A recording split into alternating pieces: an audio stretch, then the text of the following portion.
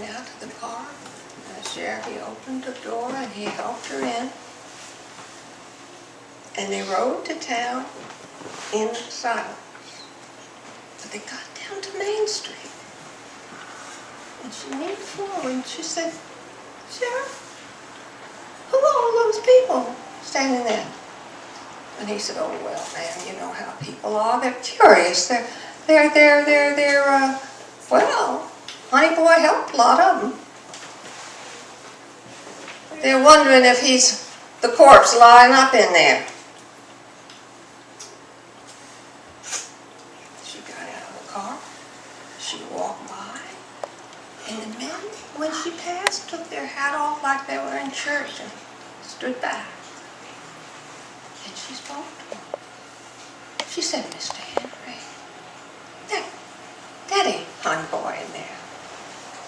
She went to the next one and she said, "Willie, I hear you got twins. Now you take care of those babies, you hear me?" She went to the next one and she said, "Dry your eyes. That ain't Honey Boy in there." And she got all the way up to the steps, and there stood James Franklin. She said, "There's my boy James Franklin. Well, oh, someone told me your mama is ailing." He said, "Yes, sir. Yes, she's not well." Well, you come over and cut my wood tomorrow, and I'll make her some chicken and dumplings. She always liked my chicken and dumplings. You hear me now? You don't forget." He said, "Yes." And the two deputies, they walked in front of her, and they opened the door, and she went in. There was a gurney there with a white sheet on it. And she said, "What do you want me to do, Sheriff?" And he said, "Oh, Miss Jessie, this is horrible. I've seen this is horrible. Sheriff, I'm an old woman. I've seen a lot of horrible things. I can do this." And he said, "Well, Miss Jessie, I'm going to take the sheet down, and you identify the body, if you can. Tell me who it is." She said, "Sheriff, I can take the sheet down."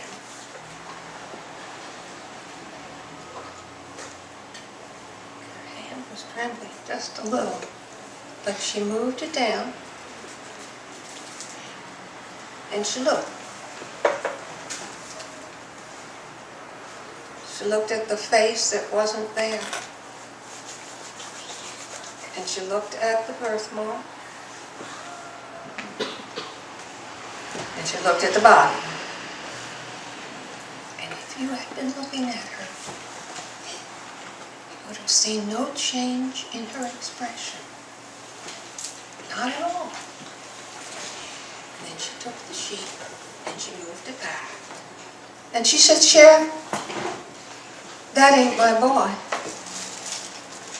That ain't my boy." The sheriff said, Miss Jessie, did you take a good look? Did you see that? Can you tell?" She said, "Sheriff, the mama knows her boy. That ain't my boy." And the sheriff said, "Yes." Turned to the deputies and he said, "Arrest James Franklin for murder." And the deputies put their hats on. They bowed a little bit to Miss Jessie, and they went out. And she turned to face the door, and she staggered just a little bit. And the sheriff, he was right there. He took her arm. And they walked out, and as they got to the door, a sound came from outside like a shriek. No! You tell her to look again. That's Honey Boy and my best friend, and I shot him. You owe me $5,000. And Miss Jessie went out the door, and she looked at James Franklin, and she whispered, now, you remember, you come and cut the wood, and I'll send something to your mama. And she went on down the row of people, and the men took off their hats.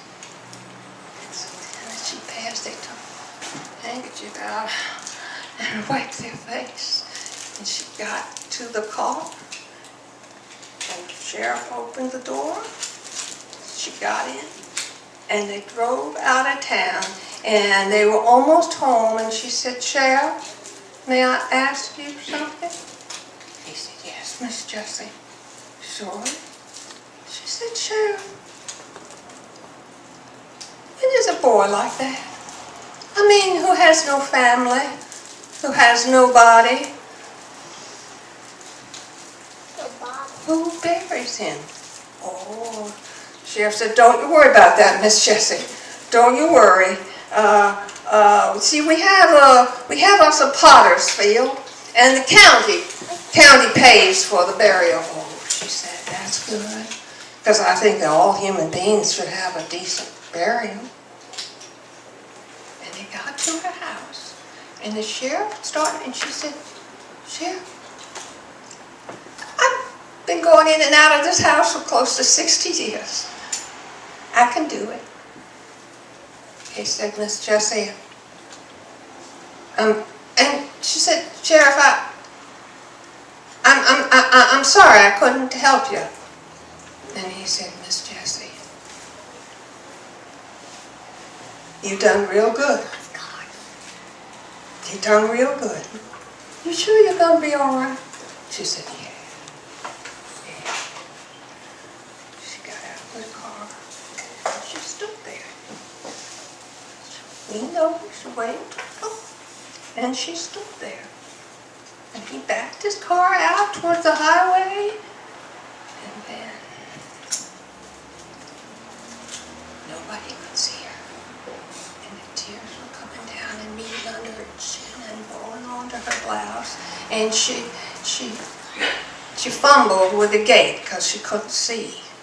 And then she got onto the walkway, and she was staggering, and she was going from one side of it to the other, but she got up her steps and she got into the house, and she went up and she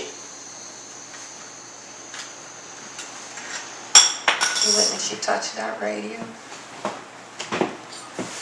She said, honey boy, that was all I could do for you. That was all I could do. That's the end of that.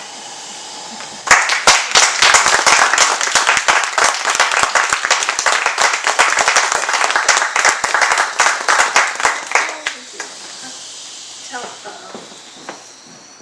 Oh, it's break time. Already? Yep. Really? Yeah, it's coffee break time. Yeah. Okay. Somebody said, hold to your rules, whatever you want. Okay, so then we'll have some more stories. Okay. 15.